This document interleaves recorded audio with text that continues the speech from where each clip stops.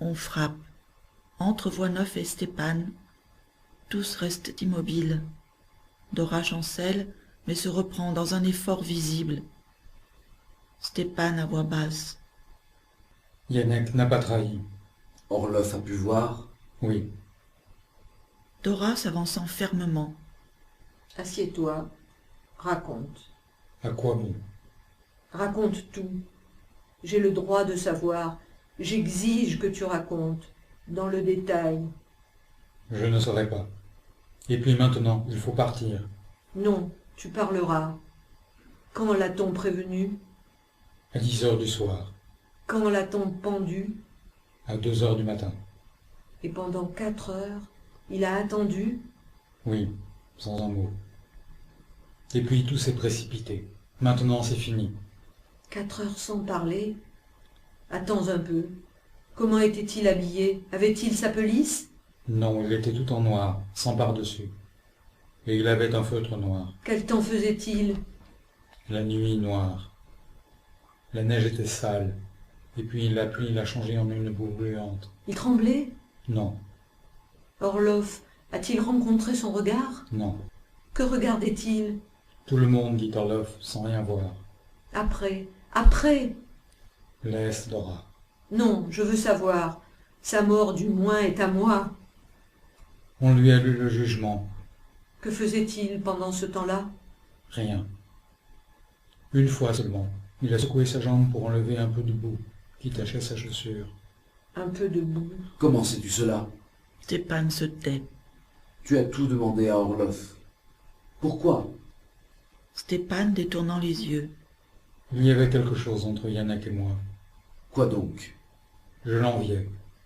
Après, Stépan, après! Le père Florensky est venu lui présenter le crucifix. Il a refusé de l'embrasser. Et il a déclaré « Je vous ai déjà dit que j'en ai fini avec la vie et que je suis en règle avec la mort. » Comment était sa voix? La même exactement, moins la fièvre et l'impatience que vous le connaissez. Avait-il l'air heureux? Tu es folle? Oui, oui, j'en suis sûre. Il avait l'air heureux, car ce serait trop injuste qu'ayant refusé d'être heureux dans la vie pour mieux se préparer au sacrifice, il n'ait pas reçu le bonheur en même temps que la mort. Il était heureux, et il a marché calmement à la potence, n'est-ce pas? Il a marché. On chantait sur le fleuve en contrebas avec un accordéon. Des chiens ont aboyé à ce moment. C'est alors qu'il est monté. Il est monté. Il s'est enfoncé dans la nuit. On a vu vaguement le linceul dont le bourreau l'a recouvert tout entier. Et puis, Des bruits sourds. des bruits sourds. Yannick, et ensuite? Stépan se tait. Ensuite, te dis-je. Stépan se tait. Parle, Alexis. Ensuite. Un bruit terrible. Ah, Elle se jette contre le mur. Stépan détourne la tête. Annenkov, sans une expression, pleure. Dora se retourne, elle les regarde, adossée au mur. ne pleurez pas.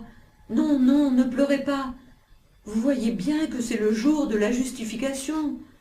Quelque chose s'élève à cette heure, qui est notre témoignage à nous autres révoltés.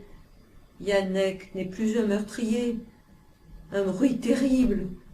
Il a suffi d'un bruit terrible, et le voilà retourné à la joie de l'enfance. Vous souvenez-vous de son rire? Il riait sans raison parfois, comme il était jeune. Il doit rire maintenant, il doit rire, la face contre la terre. Elle va vers Annenkov. Boria, tu es mon frère? Tu as dit que tu m'aiderais? Oui. Alors, fais cela pour moi. Donne-moi la bombe. Annenkov la regarde. Oui, la prochaine fois, je veux la lancer. Je veux être la première à la lancer. Tu sais bien que nous ne voulons pas de femmes au premier rang. Suis-je une femme maintenant? Il la regarde. Accepte, Boria. Oui, accepte. C'était ton tour, Stépan. Accepte. Elle me ressemble maintenant. Tu me la donneras, n'est-ce pas? Je la lancerai, et plus tard, dans une nuit froide, Oui, Dora. Nyanek, une nuit froide, et la même corde. Tout sera plus facile maintenant. Rideau.